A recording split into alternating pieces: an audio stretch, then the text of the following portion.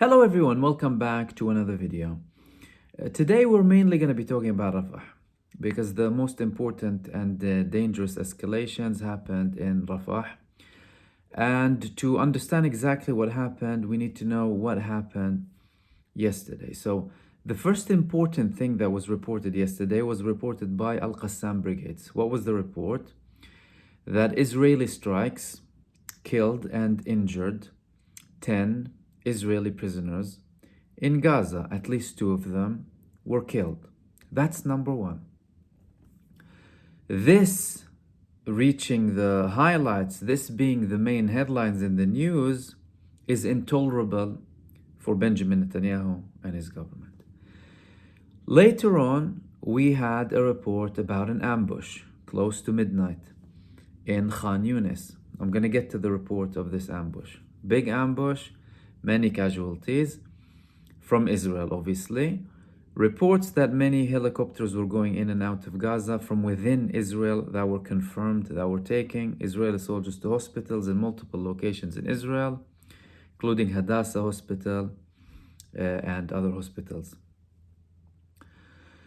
Then we had a massive, barbaric bombardment of Rafah.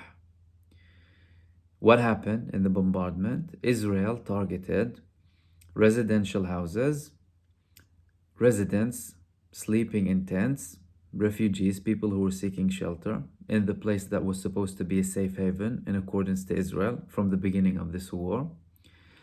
And they brutally killed 95 innocent civilians, half of which are children.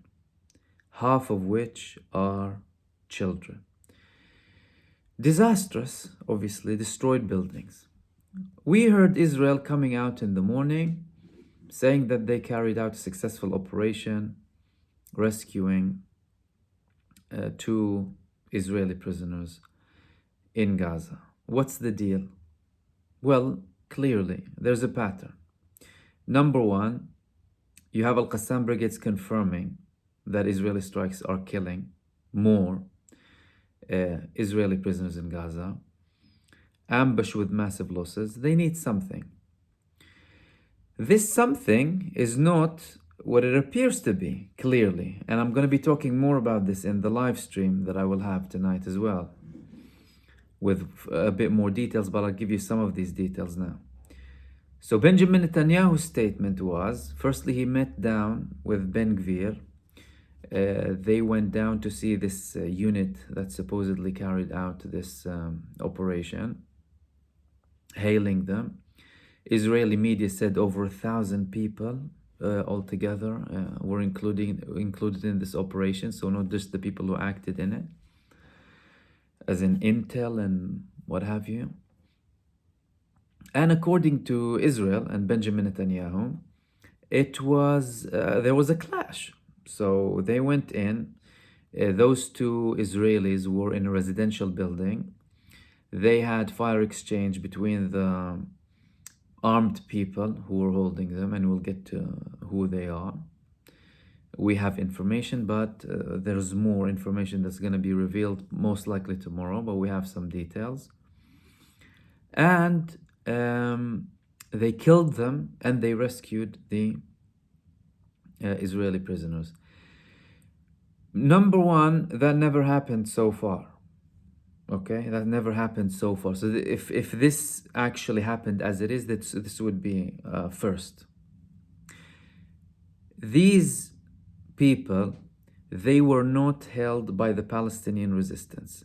Abu Ubaidah, since the beginning of this war, said that some civil sides that are not related to the Al-Qassam brigades and the resistance, they held Israeli prisoners and they weren't sure about all of them. They gathered further information later on, and these people could have something to request from Israel.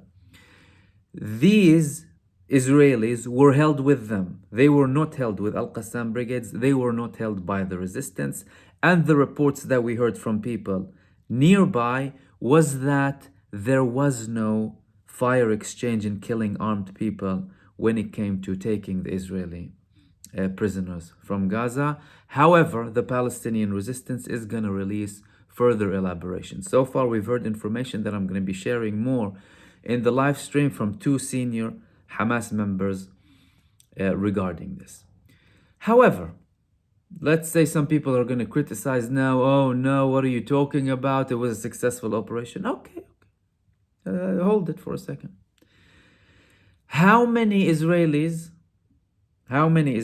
although I never believe the Israeli story, by the way, because they're pathological liars. They're liars until proven the opposite. This is what they've done all across their existence up until now, and this genocide proved it. Pathological, compulsive liars who only lie for their own benefit. And by the way, this was for the sake of Netanyahu and only also to cover up the previous embarrassments of them killing their own hostages and having grave losses in Khan Yunis that were committed by the Islamic Jihad, by the way. Before I continue, the Islamic Jihad took responsibility of that attack in the southern part of Khan Yunis, where they had an ambush for dozens of Israeli soldiers.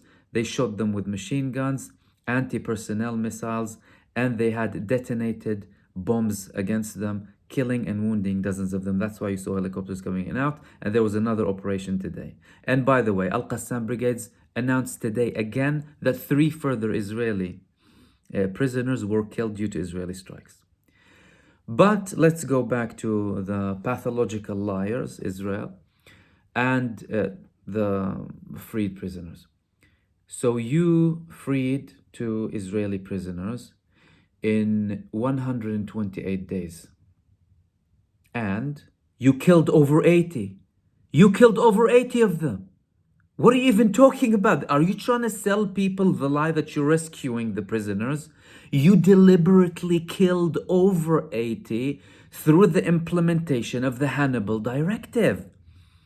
Over 50 of which just during the initial part of the bombardment in Gaza because of your vengeful, hateful response to what happened and because you couldn't care less about your own citizens. Who are you kidding?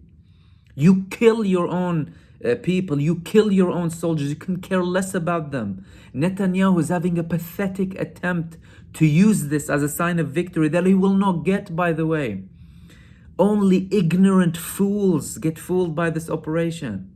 So you killed over 80 and you rescued 2. So how long does it need to take you to release all of the Israeli prisoners in Gaza? If there's, as in accordance to the reports, 134 left. 22 years? Are you going to continue this for 22 years? Do you think you can handle a couple of more months of this, of what you're going through in Gaza? And typical with Israel, they receive humiliation from the Palestinian resistance. They go and attack the civilians. This is what they've done at the beginning of this war. They got a humiliation, the biggest humiliation in their history. Militarily, they go like cowards and attack the civilians. Cowardice, pure evil, a genocidal satanic death cult behavior. This is what they are, a satanic death cult state. This is how they behave. They kill vulnerable, innocent people. Over 12,000 children so far. Destroying all of their houses, over 50% of residential houses. Over 28,000 innocent civilians killed, over 70,000 wounded so far. Destroying hospitals. Banning aid from coming in. Preventing people from food. They don't have water to drink. They used to drink from the sea in the beginning of this genocide. They're putting sugarcane in babies' mouths because the mothers cannot produce milk to breastfeed them. They have nothing to feed their children. People hang in their thousands, wait for a piece of bread to eat. And they're acting like they're doing this operation and against Hamas and still talking about these 4 battalions in Rafah. So in short, this is what I wanted to update you about. I'm going to be talking more about this and with more details about things that we received from Hamas leadership regarding this operation.